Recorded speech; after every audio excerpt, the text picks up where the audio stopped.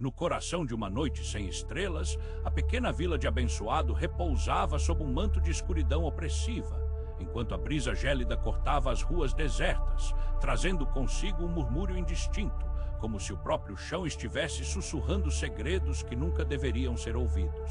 As janelas, cobertas por cortinas empoeiradas, pareciam os olhos vazios de uma entidade maior, que observava e aguardava, um voyeur cósmico aproveitando-se da vulnerabilidade humana. Cada sombra se estendia de maneira antinatural, distorcendo a percepção do real, enquanto os habitantes se trancavam em suas casas, a consciência coletiva mergulhando em um terror subjacente, como se um presságio terrível e inominável estivesse à espreita nas margens do cotidiano. À medida que a noite avançava, os sinais sutis de uma presença alienígena começaram a se manifestar, primeiro com a queda de objetos inanimados que pareciam ter vontade própria, seguidos por murmúrios provenientes da floresta que cercava a vila, vozes que ecoavam em uma língua há muito esquecida. O céu, uma vastidão sem vida, começou a pulsar com uma luminosidade estranha, alternativa ao brilho das estrelas, e os habitantes, em sua solidão, começaram a sentir a tensão, como se cada culminância de luz não fosse apenas um fenômeno natural, mas um chamado que ressoava na teia de suas almas. Os cães uivavam em uníssono, seu lamento um eco de algo mais profundo, um aviso de que algo inominável estava se aproximando, do qual mesmo o sonho mais maduro da mente humana não poderia conter. Sozinho em seu pequeno ateliê, Elias, um artista recluso, começou a questionar sua sanidade enquanto a paranoia lentamente se infiltrava em seus pensamentos.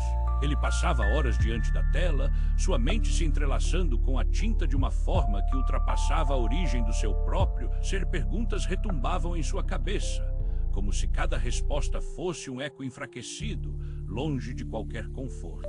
Lembranças distorcidas de figuras indistintas se formavam em seus sonhos, sombras que dançavam à luz da lua, e ele se via observando melhor do que poderia sentir, sem conseguir compreender o que o cercava. A sensação de ser vigiado o dominava, e cada passo que dava pelo seu ateliê reverberava em um espaço mais amplo do que a realidade sugeria, fazendo duvidar da própria essência de sua existência.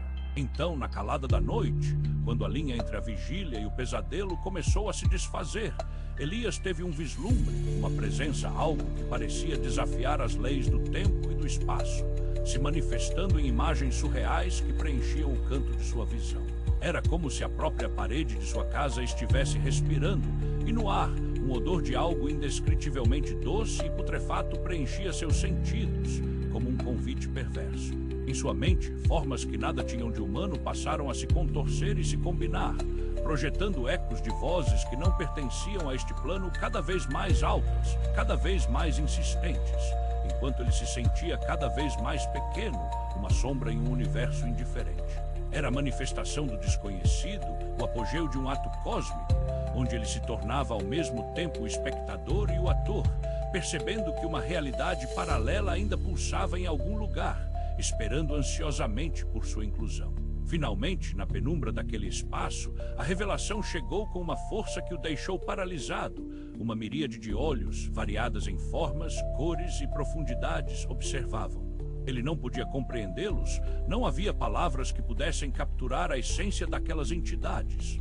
O eco de sua própria insignificância fez seu coração acelerar em um ritmo quase alienígena, enquanto ele se perguntava se era um ser humano ou apenas um sonho feito carne, uma presença entre muitas. E à medida que a luz estranha começava a envolver sua mente, ele percebeu que a linha entre a percepção e a realidade havia se desfeito, deixando um abismo de incertezas diante de seus olhos, um abismo que nunca se tornaria visível, mas que aguardava para ser atravessado.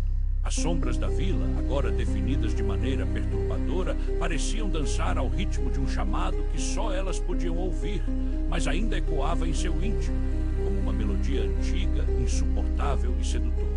Ao final, no espaço onde o tempo se desfez, Elias se viu envolto por uma quietude inquietante, uma paz que parecia prometer um retorno, mas deixava uma questão pairando no ar. Será que essa história era apenas uma fábula de pesadelo, ou uma verdade aterradora escondida sob as camadas da realidade?